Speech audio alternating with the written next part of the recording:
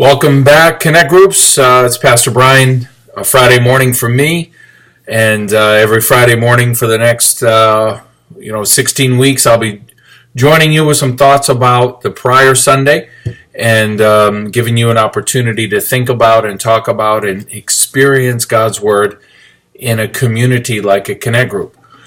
So why Friday morning for me when it was already last Sunday? I mean, haven't I forgot? Well, I keep just a little bit of notes to bring some things to mind, and Friday happens to be the day that I'm thinking about the next Sunday sermon and studying and planning and preparing with intensity. So it's usually the time that my mind goes back to, okay, what did we say and what happened last week? And it's a great bridge forward. So on Friday mornings, you might find my hair sticking up. I haven't got ready to go out for the day yet, or other times I've been out with the dog or the kids and come back. But you will always see me, if the video permitted, with something like this, filled with a caffeinated beverage to keep me and get me going. I hope you're having a great Connect Group experience, just getting back together. Maybe some new people have joined. We're so excited. It's really been a record sign up for Connect Group, so thank you. We're looking at Ephesians chapter 4 and setting out the Christ-centeredness that we want to take a hold of as First Assembly. And part of the text of Ephesians 4 I want to zoom in on today is the verse 15 and 16. It's actually one giant sentence, and yet it's got two verses. So Ephesians 4 and verses 15 and 16. It'd be great for someone to read that and then launch into several points of discussion. So I'll offer a few suggestions. The first would be zoom in on the first phrase, which is to speak the truth in love. Speaking the truth in love. So if someone's going to speak the truth in love to you, how do you want to receive that? So if someone says, hey, how do you take your coffee? You say, 2 creams and a sugar. Everyone's got their way. I take it black. I take it this. So if someone's going to speak the truth to you in love, how do you want to receive that? How do you take truth? Keep in mind, it doesn't have to be a corrective truth. It can simply be an attribute of encouragement. Someone's going to tell you, you look great. You look fantastic. I mean, do you want someone to write that in a note, to send you a text with like 300 emojis? Or do you just want someone to come along and whisper in your ear, hey, you're doing a great job? And that's all important, because the way that we receive love generally needs to be understood by the person who's willing and equipped to give that love. We want to give and receive love in the same language so that what we're truly trying to give can be well received. So, for instance, if I bring home flowers to my wife, it's almost meaningless. That's not the way she receives love. That's not a value to her to receive those flowers. I've got to find out what does she like so that I can speak truth from my heart, from my lips, to her in a language or form of meaning that she understands.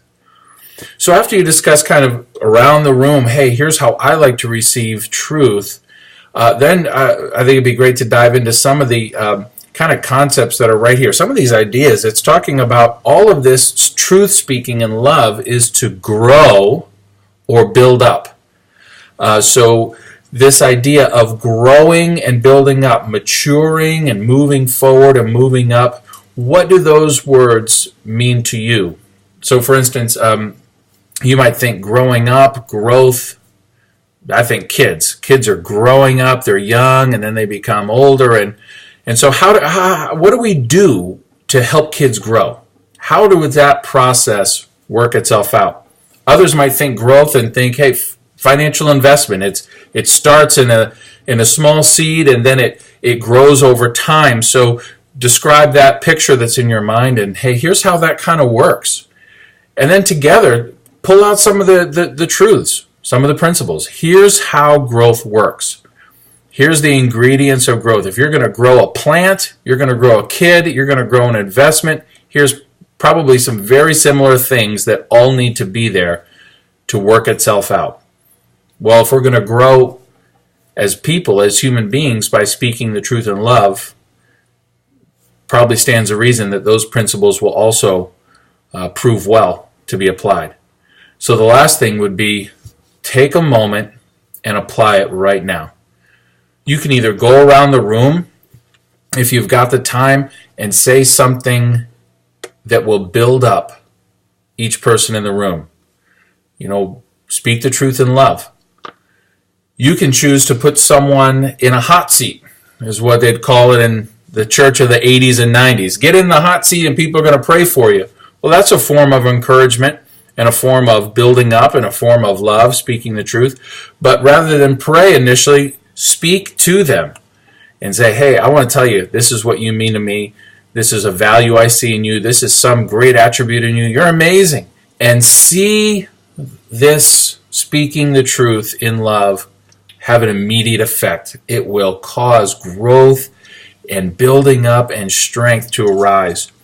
So figure out a way to do that and experience. But what I want to encourage you is then just let this become part of your daily life, part of what you experience, both on the giving side and by God's grace, that someone will allow you to receive it, that God will bring people to your life to build you up.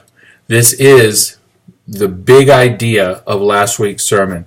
Connect groups are a prime place to speak the truth in love, to practice it, to work it out.